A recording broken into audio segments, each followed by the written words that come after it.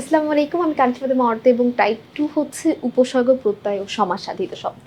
তাহলে দেখো আমাদের প্রথম প্রশ্নটা কি দেওয়া আছে? কোন শব্দটি শেষে যুক্ত হয় না? অর্থাৎ কোনটা শেষে যুক্ত হয় না সেটা আমাদের প্রশ্ন।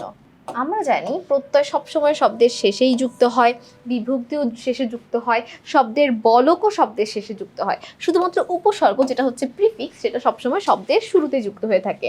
কোনটি সাধিত শব্দ? এখানে কোনটা সাধিত শব্দ? গাছ, পরিচালক, মাছ নাকি চাঁদ? পরিচালককে ভাঙলে আমরা পরিযোগ চালক পাই, তার মানে এটাই হচ্ছে আমাদের সাধিত শব্দ। প্রকৃতি কত রকম হয়ে থাকে? আমরা জানি প্রকৃতি হচ্ছে দুই রকমের, একটা হচ্ছে নাম প্রকৃতি আর একটা ক্রিয়া প্রকৃতি। নাম প্রকৃতি মূলত তদ্ধিত প্রত্যয়ের সাথে বসে, ক্রিয়া প্রকৃতি কৃত প্রত্যয়ের সাথে বসে, ঠিক আছে? তো এটার উত্তর হবে দুই রকম।